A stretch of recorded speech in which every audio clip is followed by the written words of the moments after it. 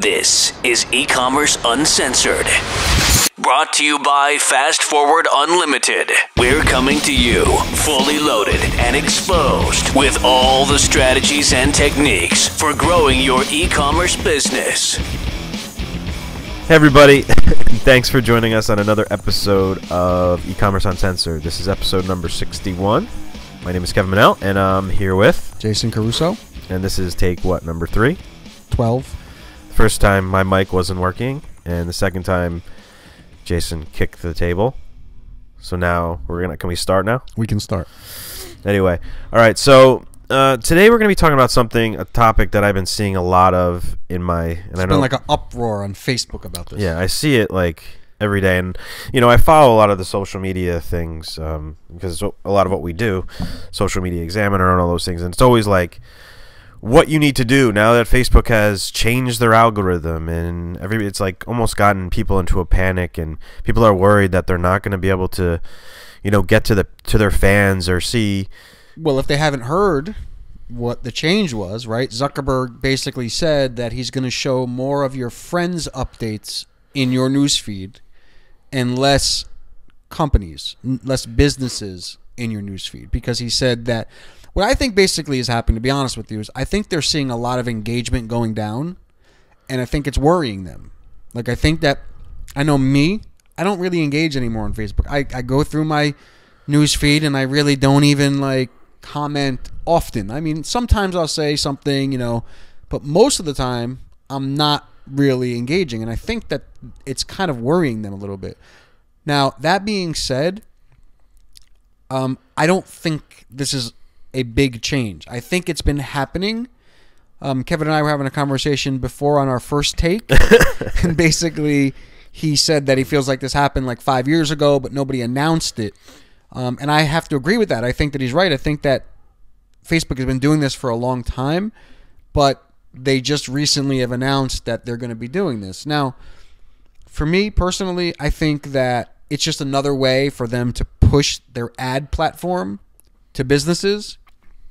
But I don't know if you see it. Well, I mean, from our point of view as advertisers, there's been a long going conversation that like ad space is limited, and prices are going to go up. Right, inventory is getting lower. Right. So I think they're rethinking the whole structure, and they got to make room for their ad space, obviously, because that's where they make the revenue from. Because I think that's a part of it too. Yeah, that's a good point. They don't have room now, and that's like the other thing is like it's pay to play. There's a lot of Facebook pages that really operate under viral posts, right? Like they post something and they try to get like this really, rabid audience to share it and like it. And I see that stuff with the golf stuff. There's this page that I follow called Golf Gods, and he basically posts something and they'll be like, tag a mate, who would do this on the golf course. And basically everything goes viral. But Facebook, I think those people are going to get hurt the most. Most businesses should be using the ad platform. Right. So, and I don't know how much, like you said before, I don't know how much is actually changing. Like 5 years or so, whatever it was long ago, when they decided that you're not going to be able to reach all your fans, you're going to reach about 3% of them. When that happened, it was just like unspoken. And now that now that they're making this announcement, it's almost like an announcement that you need to start paying for ad space. But nothing's changed, but this is a reason why you need to start paying us to get on the Facebook feed. Yeah, Facebook, they're very smart people, obviously, right? They have all kinds of PhDs, and they have all these people that are doing their thing. But they do make some moves that are quite curious, like obviously there's more users than there are businesses on Facebook, so they're going to try to keep those people happy. But like there's no real reason to try to build up likes on your page, because it doesn't really matter anymore. I mean, obviously, there is this, like, if you don't have anybody liking your page, it's hard to for people to take you seriously. But if you have a couple thousand people who like your page, it's like it doesn't really matter anymore. Yeah, and I think that's the main point of this podcast is not like to come on here and talk to you about the algorithm or what it is or what the change is. Because to be completely honest with you, like I really don't even know what the change is. Like I just see it and I see people talking about it, and I kind of know what it is, that there's some kind of be a limit and reach, but I haven't really looked into it because that's not kind of the stance that we take. Like we take a very proactive approach, and we don't put ourselves or our clients in a situation where we rely on another platform like Facebook. Yeah, I mean, we talk about this all the time. We've been on really, really hot on email marketing lately, and it's because it really works. And we always talk about building your own, platform, your own audience, your own people. I mean, I don't like the word tribe. I mean, that's like been floating around. But, email is really like the only platform that you're actually building or that you own, right? Like you don't own Facebook. You don't own Instagram. You don't own Pinterest. You don't own any of these social media platforms, but like you own your list. And it doesn't matter what Facebook changes or what Instagram changes or what Pinterest changes or whatever. Their algorithms can't really affect you because you have your own list of people that you can send out emails to, whenever you like. So, that's partly, I think, the lesson here is like, don't build Facebook's equity, right? Build equity in your own business, your own e-commerce store, your own email list. And you don't have to worry about any of this other stuff. You're always going to be able to pay for ads. You're always going to be able to get your message out there if you want to spend some money. And as an e-commerce platform store, you're probably going to want to do that. It still isn't going to change in that scenario. But I like Kevin, I see people going nuts over this. Like they're so aggravated, they're so annoyed, they're like angry, and I can understand to a point why people are angry. But I don't think anything's really changed. It hasn't. I think it's just like. I don't think it has. I mean, personally, I'm seeing the same amount of business pages that I saw before. I guess I wouldn't notice it too much, but I mean, don't get us wrong either. Like all these tools, like Facebook is an extremely powerful tool, and you should continue to use it organically and through paid advertising. But they should be used as tools, not as your main source of traffic or revenue or sales or stuff like that. It should be a tool to drive traffic back to something that you own, that you can then capture like a lead or an email address, or turn those Facebook likes that you have into email addresses that you can use anytime you want. So when you get put in a position where Facebook, like they're doing, is changing their algorithm, and it puts you in a really bad spot. We talk about the same kind of thing with SEO. We get a lot of clients that come in here and they want to talk to us about optimization and doing this so they get higher on Google. But in actuality, Google could do the same thing that Facebook is doing. They do it all the time, and people get slapped down all the time. And over the last 3 years, they did the mobile update Google did that knocked people off. Then they did the SSL thing that's going to knock people off. So it's like you can't put that much, you can't invest that much into something you don't own, that you don't have control of. Yeah, I mean, like there's always going to be room for good content. There's always going to be room for good ads. I mean, I was talking to Kevin about an ad that I'm running for myself. I'm a golfer, and I have this little ad that's getting like thousands of likes or hundreds, whatever, tons and tons of likes, tons and tons of shares, tons and tons of comments, and I'm paying like $5 a day. So if you have something that your audience wants, you're going to be able to get your message out there. So, again, like I know people with these big audiences that in the beginning grew their likes and grew their audience on Facebook. I can see why it annoys them, because if you remember the evolution of this, in the beginning, you can get a ton of likes, you can send out stuff on your wall, and it would go out to all your audience. Then they basically launched their ad platform, and then you saw that reach, that organic reach, go down, right?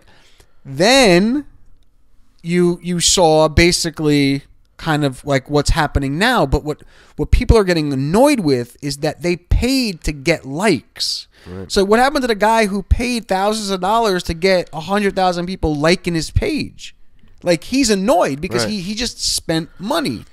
But, you know, there's another point that I think should be said, because if you have something that people want, like I was looking at that ad I was just telling you about that I'm spending $5 a day on. I was looking at it last night, and people are sharing it, so the organic reach flies high. So if it's something that your audience wants and they share it, Facebook can't control that. Like, their algorithm isn't going to be like, okay, don't show it to people on that this person shared, you know, like on their wall. But what you're the ad that you're running is a perfect example of how you should use Facebook. Right. Use it for engagement, to see if someone's going to like what you have to say, or What you're selling. Yeah, anything. See if they engage with it, see if they share it, see if they like it, and then shift the the end goal of the post, right? So you're going to have someone sign up for your email list, right? That's the next step. So that's perfect. Now you've taken those people who have maybe liked your page or shared it, which really you have no way to contact them again after they've done that. So you really have no connection. That's not, through a Facebook platform. So you've turned them into your email list. You own them. You can then email them whenever you want. So that's a perfect example of how you really should use a tool like Facebook for business. Yeah, and platforms like Facebook and Pinterest, they're going to come and go. Whether they come and go in the way that the reach gets cut in half or whatever, they may go in various ways, right? Like, Facebook going doesn't mean that they're not going to be around.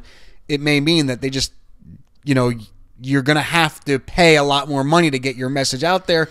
So it may not be a viable, means of marketing for you. But then there'll be something else, and then there'll be something else, and it happens over and over. I mean, Google first, then social media, and then, so it's going to happen. Really, we're kind of going all over the place with this, but I think the main thing, Kev, is that, if you built your own equity, if you build equity in your own business via an email list, it doesn't matter what these other platforms do. It doesn't matter, the algorithms. They're always going to try to make their algorithms or their platform better. And they're doing it, obviously, for number one, I think, for money, but for number two, because they're seeing things that they don't like and they're trying to change the behavior. So in that scenario, they're always going to try to improve their platform, because if people leave, then they don't have a platform. So it's Facebook's customers. They're not your customers, right? Yeah, until you've turned them into customers, obviously. But they're really Facebook customers, and it's up to them to keep them on the platform as long as they can. Yeah, and that's basically what it is. It's like, if you like, it's funny because I've spoken about a blog that I used to have, right? A little baking blog, right? And we had an email list of 40,000 people. I still have that email list. I mean, that blog has been shut down for 3 years or whatever, maybe more. I still have the list of 40,000 people. Like, I can take that anywhere. Right. Doesn't matter that the blog isn't around. I could take that and use it for something else. And it has a monetary value. Potentially you could sell the blog with 40,000 subscribers, right? Right. For, some money. So it's worth something. Yeah. It's an asset. And it doesn't matter what anybody does. I can still use those 40,000. So let this be like a lesson. We talk about a lot of different things on this podcast. And I think, like, I know that maybe people are like, this stuff is like piecemealed because like every episode is kind of different, and it's kind of hard if they're coming in at different points of the podcast to kind of see a flow.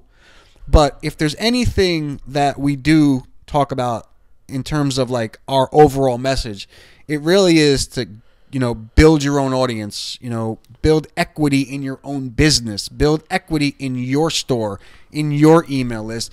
All your Facebook ads, all of your Pinterest ads, as Kevin said, should always be going to one place: your email list. If they're not buying from you, if you're not selling anything from them, because when they buy, they go on your email list.